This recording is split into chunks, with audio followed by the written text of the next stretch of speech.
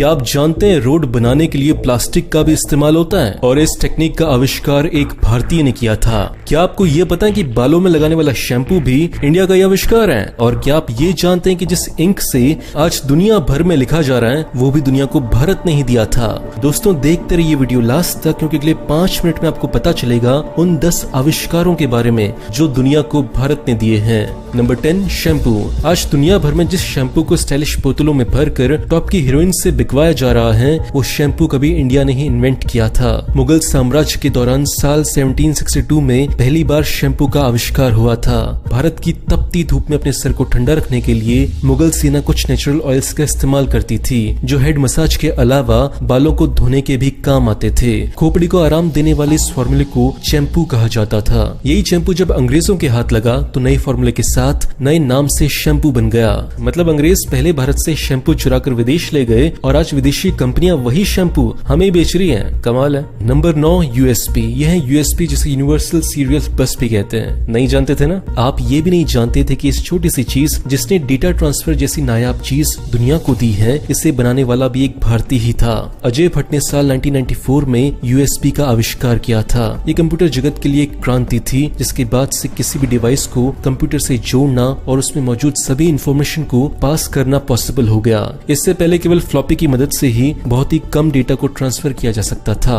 Number 8 board games. Ludo, सांप सीढ़ी और यहाँ तक कि चेस भी, ये सभी बोर्ड गेम्स इंडिया ने ही इजाद किए हैं। चेस का आविष्कार 6th सेंचुरी में गुप्ता डायनेस्टी के दौरान हुआ था। तब इसे अष्टपद कहते थे, जबकि सांप सीढ़ी का आविष्कार 13वीं सदी में हुआ था जिसे मोक्ष पद कहा जाता था। चेस खेलना उस दौर में अपनी काबिलियत का परिचय देना माना जाता था। वहीं सांप सीढ़ी भाग्य का खेल समझा जाता था, जिसका जैसा भाग्य इस खेल में उसका वैसा ही रिजल्ट। अंग्रेजों द्वारा ये खेल पहले इंग्लैंड पहुंचा, इंग्लैंड से अमेरिका और अमेरिका से आज पूरी दुनिया में इन खेलों को खेला जाता है। नंबर 7 चांद में पानी की खोज। चांद पर पानी की मौजूदगी का पता सबसे पहले भारत देश ने ही लगाया था। भारत का गौरव बढ़ाने वाली इंडियन स्पेस एजेंसी इसरो ने ये कारनामा साल 2009 में किया था। अमेरिका और रशिया जैसे अंतरिक्ष माफिया देशों के बीच भारत का चंद्रयान वही मिशन था जिसने पहले ही अटेम्प्ट में चांद पर पानी की खोज कर ली थी। एक बेहद क्रांतिकारी खोज थी जिसकी वजह से आज स्पेस टेक्नोलॉजी के मामले में भारत दुनिया के टॉप 5 देशों में आता है। यही नहीं, नासा में काम करने वाले 36% साइंटिस्ट भारतीय हैं। Number 6 steel. आयरन और कार्बन को मिलाकर स्टील बनाया जा सकता है। ये कॉन्सेप्ट भी दुनिया को इंडिया ने ही दिया था। साल 1850 में जब पहली बार अंग्रेजी साइंटिस्ट हेनरी बिसेम्बर ने स्टील बनाने का दावा किया तो उनको पता चला कि जिस प्रोसेस के सहारे उन्होंने स्टील का निर्माण किया है वो प्रोसेस मेटलर्जी हजारों साल पहले ही भारत में अपनाया जा चुका है। भारत के कश्मीर में ऐसे कई स्टील के गोले मौजूद हैं जिनकी एज हजारों साल की है। स्टील की बॉल्स इस बात का सबूत है कि दुनिया को स्टील देने का काम भी एक भारतीय के हाथों ही हुआ था।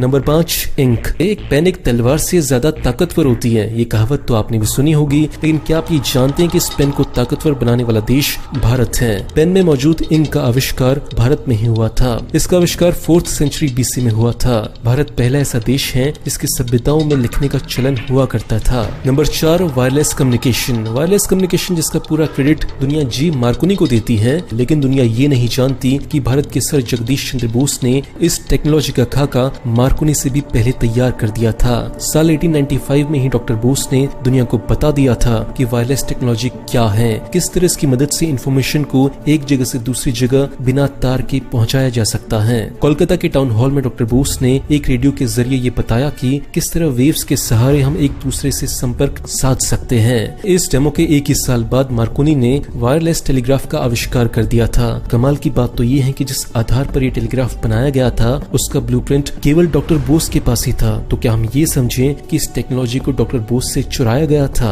Number 3 fibre optics. जो लोग फाइबर ऑप्टिक्स के बारे में कुछ नहीं जानते तो उनके लिए आसान भाषा में ये है कि एक ऐसी टेक्नोलॉजी होती है जहाँ एक पतली तार जिससे लाइट की मदद से किसी भी डेटा को ट्रांसफर बहुत तेजी से किया जा सकता है। अगर आज फाइबर ऑप्टिक्स न होता तो आज हम हाई स्पीड इंटरनेट के जरिए इस वीडियो को देख नहीं पा रहे होते। आपको जानकर गर्व होगा कि दुनिया को फाइबर ऑप्टिक्स का नायाब तोहफा भी एक एक भारतीय ने ही दिया है और उनका नाम है नरेंद्र कपानी। यानी इस आविष्कार के लिए डॉक्टर कपानी को फादर ऑफ फाइबर ऑप्टिक्स भी कहा जाता है। Number 2, edible cutlery. दोस्तों, भारत नहीं आज पूरी दुनिया प्लास्टिक के इस्तेमाल से परेशान है। इसे कब रोका जाएगा ये तो पता नहीं, लेकिन इसे रिप्लेस करने का एक अनोखा तरीका भारत के नारायण पिस्पति ने जरूर निकाला है। हैदराबाद के नारायण ने साल 2010 में खाने वाले ऐसे चम्मच और कांटे बनाए जिन्हें खाने के साथ साथ खुद उन्हें भी खाया जा सकता है। सही सुना आपने, ये है एडिबल कटलरी, जिसे नारायण ने कई तरह के अनाज को मिलाकर बनाया है। ये भारतीय आविष्कार आज पूरी दुनिया में धूम मचा रहा है। Number 1, plastic road. प्लास्टिक को रिप्लेस नहीं, प्लास्टिक को यूज करना भी कोई किसी भारतीय से सीखे।